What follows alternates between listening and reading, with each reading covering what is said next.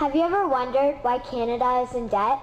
Have you ever wondered why the government forces Canadians to pay so many taxes? Have you ever wondered why the bankers from the largest private banks are becoming wealthier and the rest of us are not? Have you ever wondered why the gross national debt is over $800 billion? Or why we are spending $160 million a day on the interest of the national debt? That's $60 billion a year. Have you ever wondered who receives the $60 billion? What I have discovered is the banks and the government have colluded to financially enslave the people of Canada. I will share with you 3 important points of reference which will hopefully spark enough interest and concern for you to continue the research on your own and to engage your government to stop this criminal act against the people of Canada. First, we will briefly examine the Bank of Canada. Second, we will see how our banking system works today. And lastly, I will offer a viable solution that we can petition our government to implement. A very little known figure in Canadian history is J.O. Gradon McGeer. He was a lawyer, Member of Parliament, and Mayor of Vancouver. His contribution to Canada is probably the greatest in our history. He championed the creation of the National Bank of Canada, whose sole purpose is to create and manage Canada's money. It was formed on July 3, 1934, and owned by all Canadians. Until the 1970s, because of the Bank of Canada, Canada's national debt was held at a constant, manageable level, until the government decided to implement what we now have as our modern-day banking system that is robbing the Canadian people. So how are they robbing us? Allow me to explain how our private banks and government work today. First, the Canadian government borrows money from the private banks. They then lend the debt-based money to Canada with compounded interest. The government then continues to increase taxation of Canadians year after year in order to pay back the interest on the exponentially growing national debt.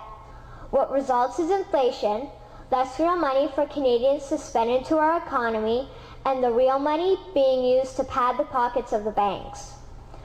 Also, the government gave the banks the ability to loan out money that doesn't exist in the form of loans.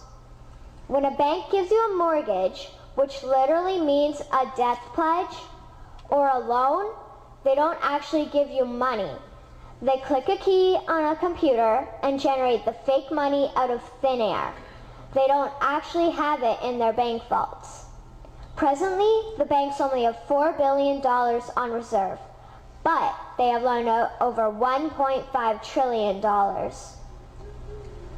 To quote Graham Towers, each and every time a bank makes a loan, a new bank credit is created. New deposits, brand new money. Broadly speaking, all new money comes out of a bank in the form of loans. As loans are debt, then under the present system, all money is debt. What I find interesting is even Jesus, in Matthew 21, drove out the money changers in the temple because they were manipulating the currency to steal money from the people. The private banks are just like the money changers in Matthew 21. They are defrauding and robbing the people of Canada, thus their freedom, and they need to be stopped. How should the banking system work? In an infamous interview, Mr. McGeer asked Mr. Towers, "Can you tell me why a government with power to create money should give that power away to a private monopoly and then borrow that which Parliament can create itself back at interest to the point of national bankruptcy?" Mr. Towers replied, "If Parliament wants to change the form of operating the banking system, then certainly that is within the powers of Parliament. In other words, if the Canadian government needs money, they can borrow it directly from the Bank of Canada. The people would then pay fair taxes to repay the Bank of Canada. This tax money would in turn get injected back into our economic infrastructure and the debt would be wiped out. Canadians would again prosper with real money as the foundation of our economic structure and not debt money." Regarding the debt money owed to the private banks, such as the Royal Bank, we would simply have the Bank of Canada print the money owing, hand it over to the private banks, and then clear the debt with the Bank of Canada. And yes, we have the power and lawful right to do so. In conclusion, it has become painfully obvious, even for me, a 12-year-old Canadian, that we are being defrauded and robbed by the banking system and a complicit government. What will we do to stop this crime? What will we do to ensure that the next generation will live free and clear of the debt-based economy that enslaves them to the banks? Margaret Mead said the following, and I hope that all of you remember this.